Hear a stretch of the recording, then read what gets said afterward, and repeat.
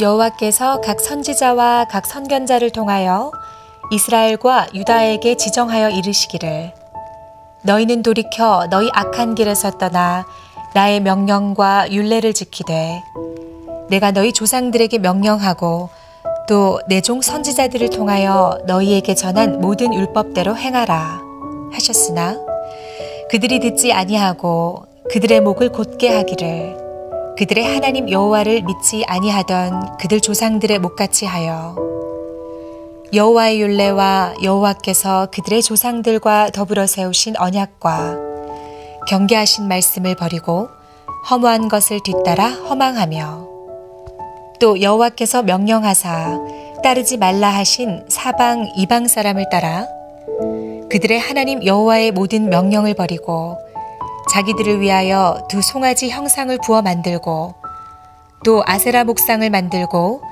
하늘의 일월 성신을 경배하며 또 바알을 섬기고 또 자기 자녀를 불 가운데로 지나가게 하며 복술과 사술을 행하고 스스로 팔려 여호와 보시기에 악을 행하여 그를 경노하게 하였으므로 여호와께서 이스라엘에게 심히 노하사 그들을 그의 앞에서 제거하시니 오직 유다 지파 외에는 남은 자가 없으니라.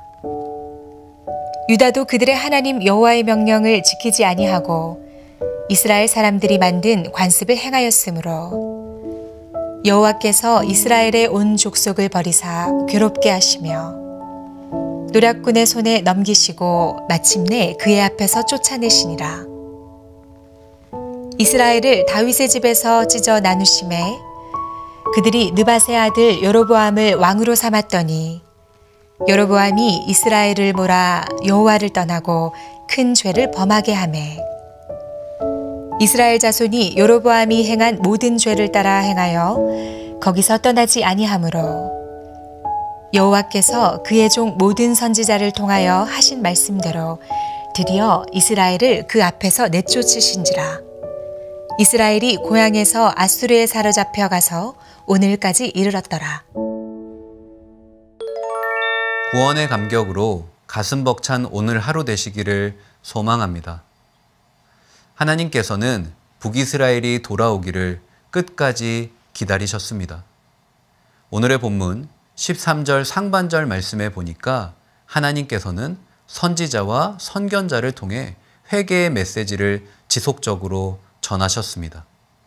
선지자와 선견자는 메신저입니다. 메신저는 발신자의 메시지를 수신자에게 가감없이 전해야 합니다. 그런데 하나님께서는 선지자와 선견자를 구분하시죠. 선지자는 하나님의 음성을 듣고 전하는 자입니다.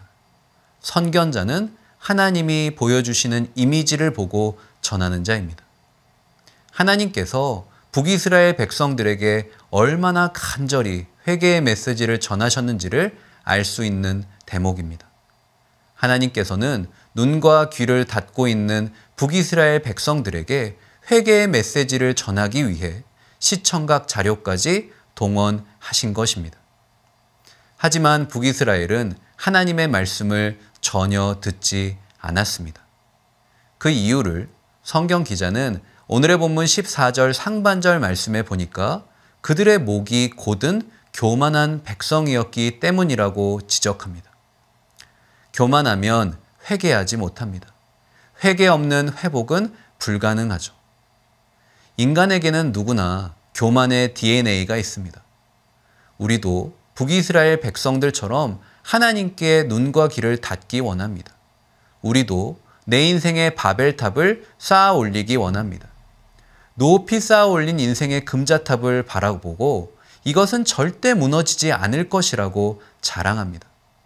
내가 남들보다 조금 더 잘하는 게 있으면, 우리 집이 다른 집보다 조금 더 잘 살면, 우리 자녀가 명문대학에 들어가고 좋은 직장에 취직하면 다 내가 잘하고 우리 자녀가 잘해서 그런 거라고 착각합니다. 이전에 하나님 앞에 간절히 매달리던 낮은 마음은 온데간데 없습니다. 하나님 아니면 안 된다고, 내 인생, 우리 가정 제발 한 번만 살려달라고, 도와달라고, 뜨겁게 흘리던 눈물은 이미 마른 지 오래입니다. 이때 내 영혼의 경고등이 깜빡거리기 시작합니다. 성경 말씀을 통해 주변 사람들을 통해 하나님의 옐로우 카드가 내 영혼의 수신함에 도착합니다. 하지만 교만으로 가득 찬 내 영혼은 이를 전혀 깨닫지 못합니다. 마치 지하 깊은 곳에서 수신 안테나가 깜빡깜빡거리는 핸드폰 마냥 우리는 하나님과 불통의 상태가 됩니다. 혹시 지금 이 자리에 하나님보다도 내 은행 통장 잔고가 더 중요한 분이 계십니까? 내가 보유한 주식 시세를 더 믿고 의지하시는 분이 계십니까? 그래서 하나님과의 관계가 냉랭해지고 서먹해지고 있습니까? 만약 그렇다면 지금 내 영혼에 교만의 바이러스가 침투한 것입니다. 교만의 바이러스가 내 영혼의 시스템을 오작동하게 합니다. 이때 어서 빨리 리셋 버튼을 눌러야 됩니다. 기도의 자리로 나아가야 합니다. 그리고 하나님 앞에 납작이 엎드려야 합니다. 저는 이 자리에 있는 우리 모두가 하나님 앞에 겸손한 자 될 수 있기를 간절히 소망합니다.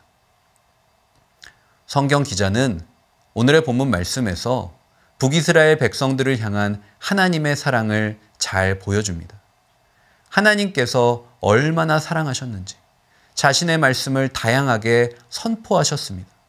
성경 기자는 오늘의 본문 15절 말씀에서 하나님께서 북이스라엘에 허락하신 말씀을 세 가지 종류로 구분합니다.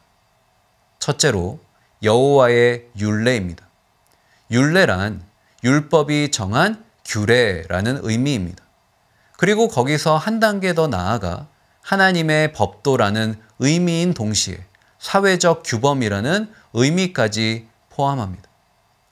이처럼 하나님께서는 이스라엘 백성들이 하나님 보시기에 올바른 삶을 살 수 있도록 신앙생활뿐만 아니라 일상생활에도 큰 관심을 가지셨던 것입니다.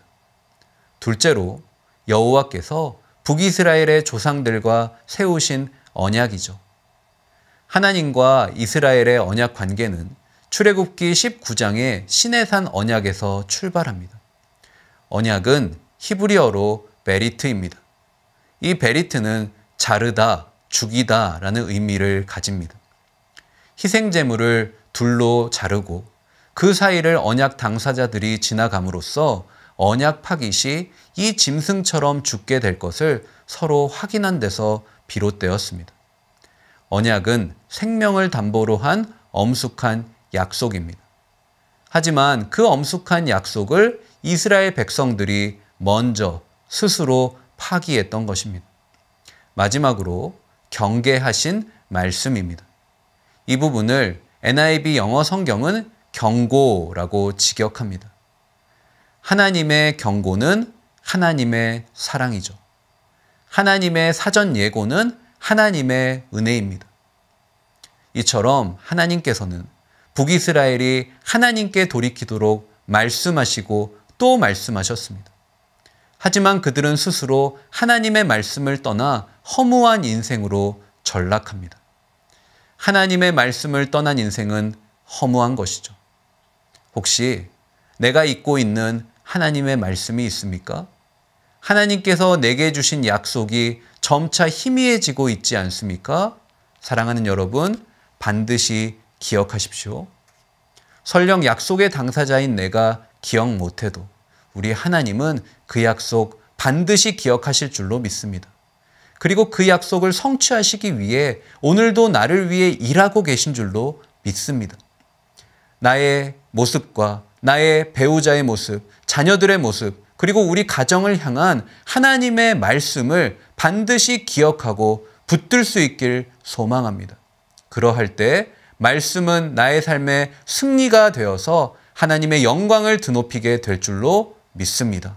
다 함께 기도하겠습니다. 하나님, 감사합니다.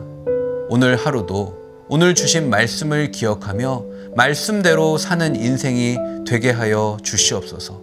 하나님의 말씀은 능력이 있습니다. 하나님께서는 말씀을 통해 역사하십니다. 아무리 믿고 의지할 수 없어 보이는 연약한 나의 모습이라 할지라도 하나님의 말씀을 붙들고 끝까지 나아가 하나님의 말씀이 성취되는 아름답고 복된 인생이 되게 하여 주시옵소서. 하나님의 말씀의 능력이 실제가 되는 삶을 살아가는 오늘 하루 되게 하여 주시옵소서.